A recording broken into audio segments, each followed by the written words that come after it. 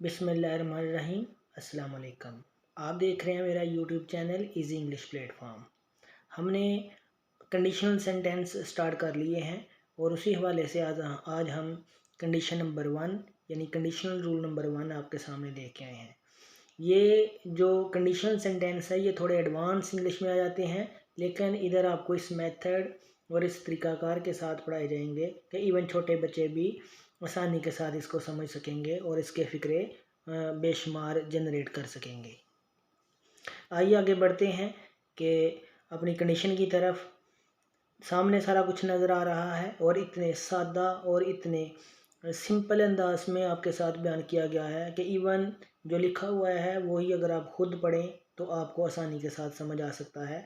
Condition हमने क्या use की है, सो और डैट। एक फ़िक्रे में ये दोनों वर्ड यूज़ करने होते हैं।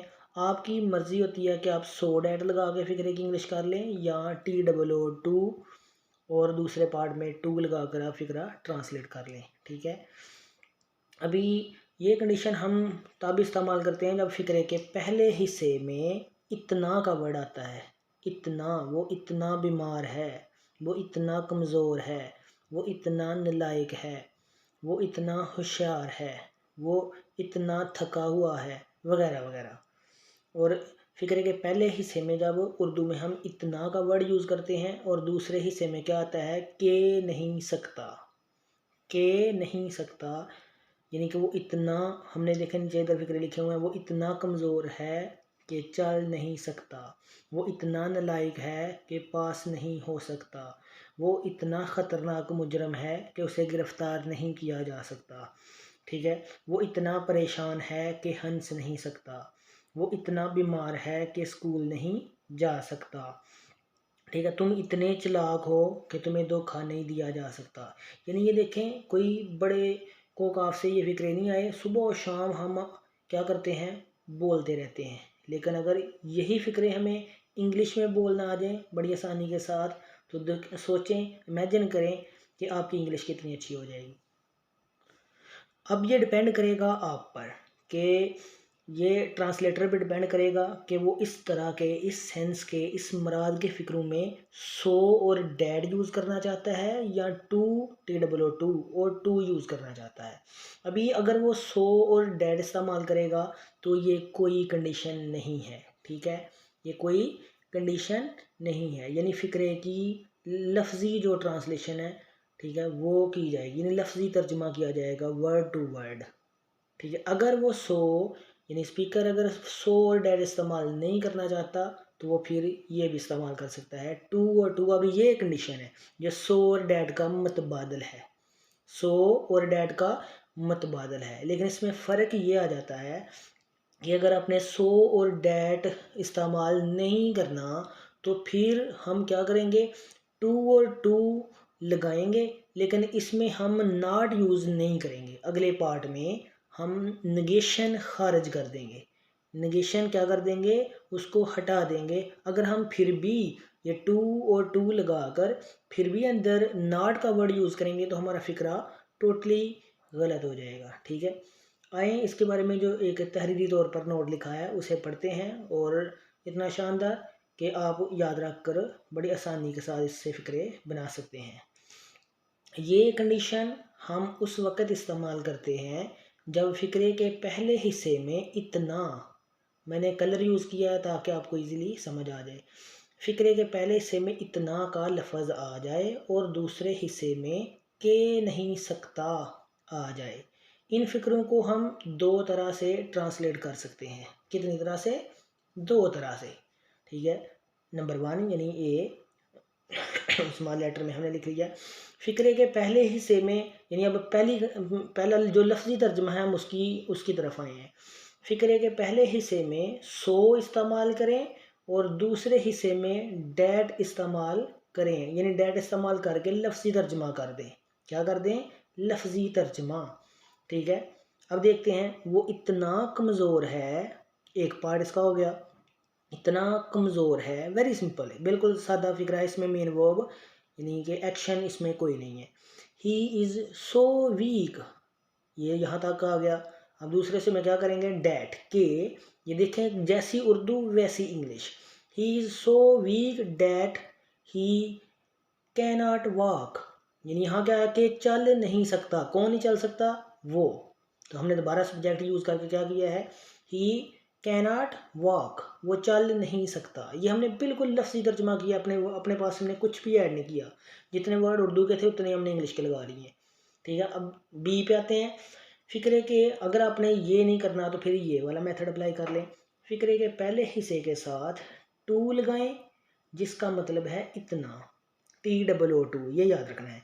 और दूसरे हिस्से में टू लगाएं, जिसका मतलब है के नहीं सकता।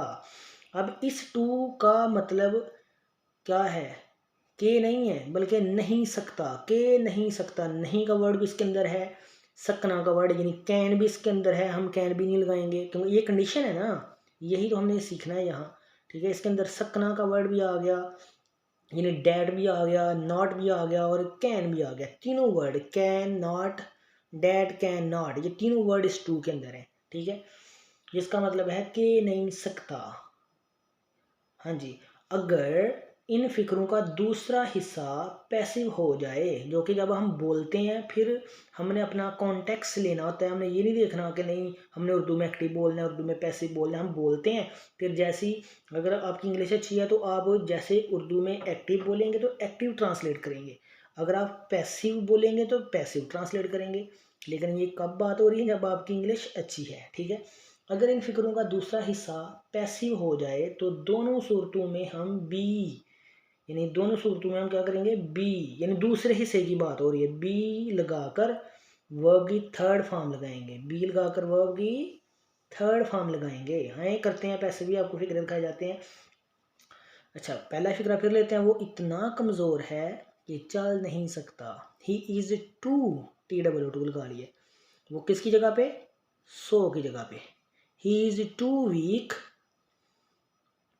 To walk, he is too weak. अब दूसरा हिस्सा यहाँ से शुरू है तो हमने क्या किया, टू लगाकर आगे वो वर्ब लगा लिया है जो आगे अगले पार्ट में दिया जाएगा। He is too weak to walk, वो इतना नालायक है कि पास नहीं हो सकता। पहले हम करेंगे सो डैट लगाएंगे, फिर हम टू और टू लगाएंगे।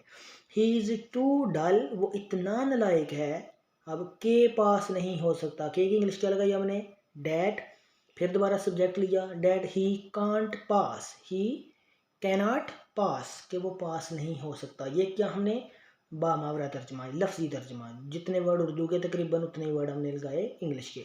अब आ जाते हैं कंडीशन अप्लाई करते हैं टू और टू वाली। ही इज़ टू डल, वो इतना नालायक है।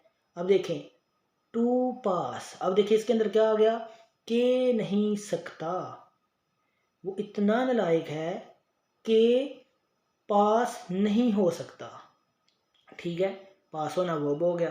अभी तीसरा जुमला, वो इतना ख़तरनाक मुजरम है, पहला पार्ट इसका हो गया, दोनों सूरतों से करेंगे हम, ये सो लगा कर भी।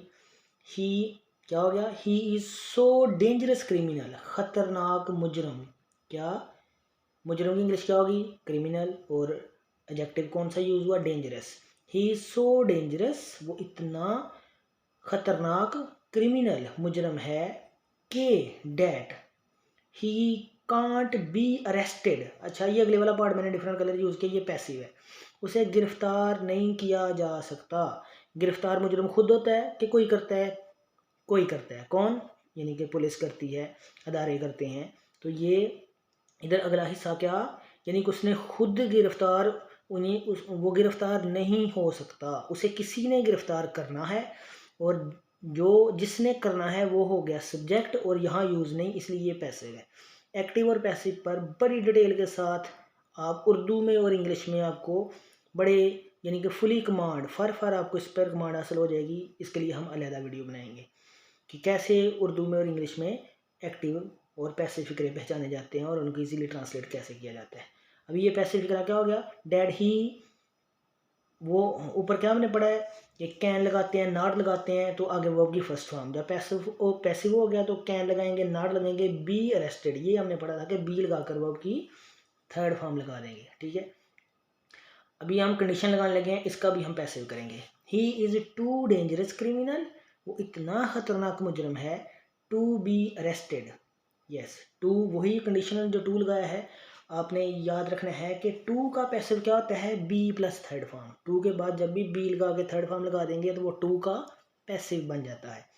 ही is too dangerous criminal to be arrested, ये अगला पार्ट हमने क्या किया, ये वाला पैसिव कर दिया कंडीशन, यानी कंडीशन लगाकर, और ये हमने बामुहावरा किया था, वर्ड बाय वर्ड ट्रांसलेट किया था, इसका भी पैसिव हमने कर लिया था। अब 3-4 जुमले मैं आपको और बताता हूँ, वो अपने मशक के तौर पर करने हैं, आप लिख लीजिएगा। वो इतना परेशान है कि हंस नहीं सकता। अब ये फिक्र एक्टिव वाला पार्ट भी आपने इसको दोनों कंडीशन सो डैट लगा के भी करना है और टू लगा के भी करना है। ठीक है, ऐसे बच्चों को कहें कि उर्दू में पहले ये फिक्रे खुद सोचें और फिर उनको ऐसे ट्रांसलेट करें। नमूने के तौर पर मैंने इधर 3-4 जुमले आपके साथ शेयर किए हैं। दूसरा फिक्रा, वो इतना बीमार है कि स्कूल नहीं जा सकता, यानी स्कूल किसने जाना है, उसने, वो फिक्रे के अंदर मौजूद है, इसलिए ये भी फिक्रा एक्टिव है। वो इतना बीमार है कि स्कूल नहीं जा सकता। तीसरा, तुम इतने चालाक हो, तुम इतने चालाक हो कि तुम्हें धोखा नहीं दिया जा सकता। धोखा किसने देना है, जिसने भी देना है उसका फिक्र के अंदर जिक्र नहीं है, इसलिए ये भी पार्ट पैसे हुआ। जब इसकी बारी भी आएगी तो हम उधर कैन के बाद नाट लगा के बी लगाएंगे और थर्ड फॉर्म चीटेड। ठीक है, इधर भी हम क्या करेंगे, to be cheated, very easy. करें इसको ट्रांसलेट। आई होप आपको ये मुकम्मल तौर पर समझ आ गई होगी। इसी तरह मज़ीद और कंडीशनल सेंटेंस अगर आप सीखना चाहते हैं, लर्न करना चाहते हैं, तो हमारा ये चैनल सब्सक्राइब करें, लाइक करें अगर आपको समझ आई है, और दूसरों के साथ शेयर करें। अल्लाह हाफिज़।